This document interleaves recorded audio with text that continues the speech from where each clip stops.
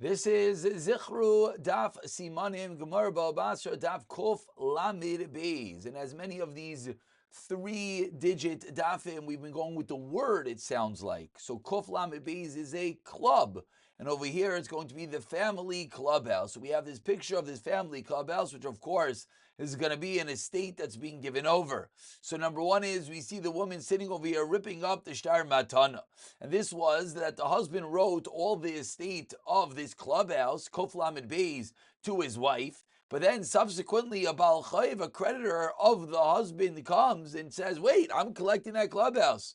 So she rips up the shtar matana and she says, okay, I don't want the matana. Now the question is, does she lose her original shibud from her ksuba or not? Number two is, we see over here, so with the shtar matana, a guy who wrote away his estate, and then why? Because he thought his son was no longer b'medina sayam. He died, and then all of a sudden, shalom aleichem, the boy comes back. I'm still alive. How do we deal with that which he gave away, the estate? And number three, we have a husband giving the gift of the family clubhouse to his son, and the question, and he says, my wife is definitely going to be okay with this. Does she lose her shibud ksuba when the husband gives it pedafka to the son? So point one was that all the properties were given to the wife as a matana. She subsequently rips it up. Does she lose as well her original shibud? Number two, the boy who comes back. And number three, if the father writes it to his son, does the wife lose her shibud? 3 points centering around, you have Kuf Lamed Beis, this family clubhouse. So let's dive a little bit deeper into these 3 points. Point number one is someone who writes his property to his wife, and then the Baal Chayiv comes to collect it. He writes Kol Nechasav to his wife, and then someone comes along with the Shtar Chayiv.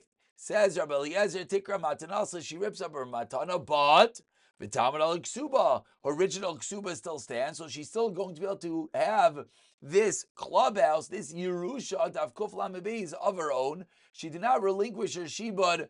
The matana that she got only made it better for her. The Chachamim argue, and they say no. Tikrav kusubasa v'tamina matanasa. She, when she received the gift, she loses her ksuba, and therefore nifseis karechas mikanu mikan. She's messed up. She gets nothing. Point number one of the clubhouse, Tavkuf Lamed Beis, that the wife got it as a matana, whether she loses her ksuba as well. Chachamim say yes. Rabbi Eliezer says no. Point number two is someone who hears his son dies in Medina Sayyam, and he writes away his possessions, and the son returns. Rav Nachman ruled like the Chachamim that we just said a moment ago, that she would indeed, nimsis karechas mikanim l'kan, she would lose her ksuba when she accepts the matana. So the question is that because he goes with umdina, that one would, does that mean he does not go with umdina? Because if you, umdina would say, would the woman want to give away her rights to the ksuba? Of course not. So does he follow umdina? It sounds like no. But the problem is from this brisa that says that which sounds like he does follow umdina. If I knew my son was alive, I wouldn't have given away. Answers the Gemara, no. Could be that she is happy about it. Why is she happy? Because it's happy that people know her husband trusts her. They give her this matana. And point number three is when the husband writes away the properties to the son, does the wife lose the ksuba? Because of lishtoi karka kolshu of the ksubasa. So 3 ways of the Amoraim interpreting why she loses her ksuba.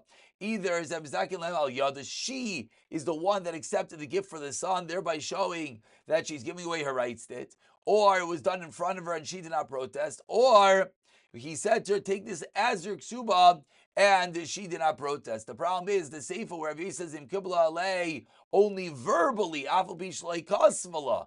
Tanakama requires both ksiba and verbal acceptance. So we have to have Kof Lamed Beis, we have this family clubhouse that the wife received, but then when the Baal Chayiv comes to collect it, she rips up the matana. The question is, does she also lose her ksuba? Say the Chachamim yes, the Rav Eliezer says no. Number two, the family clubhouse, Tavkuf Lamed Beis, we have the boy that comes back home, still alive. Do we say, if I would have known, I would have not given away? Is this a kasha that we follow umdina or not?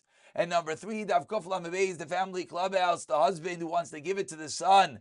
Does the wife lose her shibud or not?